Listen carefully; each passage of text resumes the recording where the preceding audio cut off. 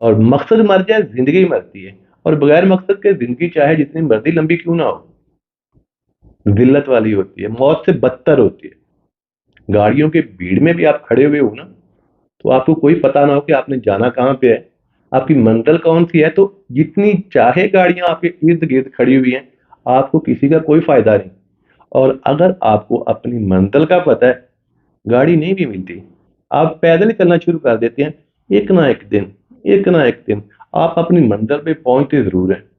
پانی اور پتھر کمپیریٹیولی ان دونوں چیزوں کو ہم لوگ دیکھتے ہیں تو پتھر زیادہ طاقتور بھی ہے، پتھر زیادہ مضبوط بھی ہے، اور پانی بیچارہ کچھ بھی نہیں۔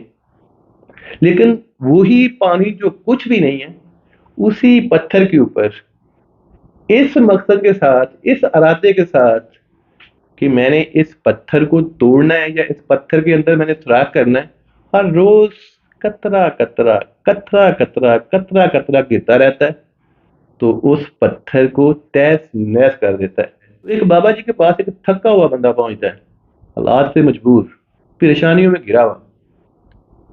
بابا جی دعا فرمائیں میرے بھی حالات چینج ہو جائیں، میں بھی کوئی اچھے دن دیکھوں۔ بابا جی نے اس کے چہرے کو دیکھا، ماشاء اللہ ہٹا کٹا نوجوان۔ تو بابا جی نے کہا بہت ہی خوشی ہوئی بیٹا آپ سے مل کے، دراصل مجھے بھی ایک چھوٹا سا کام تھا، میں بھی اللہ سے دعا کر رہا تھا کہ اللہ میاں کو بندہ بھیج میری مدد کے لیے۔ تو بندہ فوراً سے چونکا، یعنی کہ وہ جو نوجوان تھا فوراً سے چونکا کہ بابا جی حکم کرے کرنا کیا ہے۔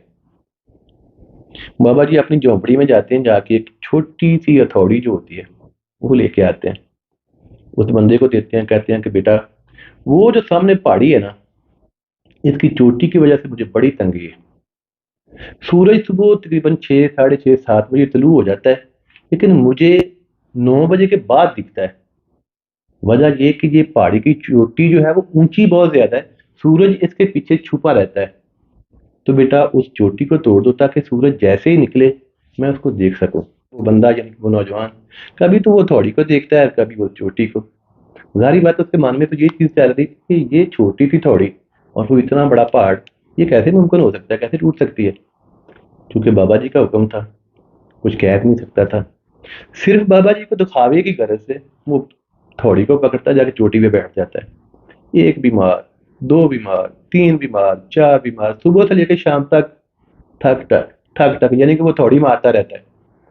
ایک دن گزرا، پھر دوسرا دن گزرا، تو تیسرے دن کی جب شام ہونے والی تھی تو وہ جو چھوٹی چھوٹی ننھی ننھی ننھی سی ہتھوڑی کی چوٹیں تھیں، انہوں نے پہاڑ کا ایک بہت بڑا پیس توڑ کے علیحدہ کر دیا۔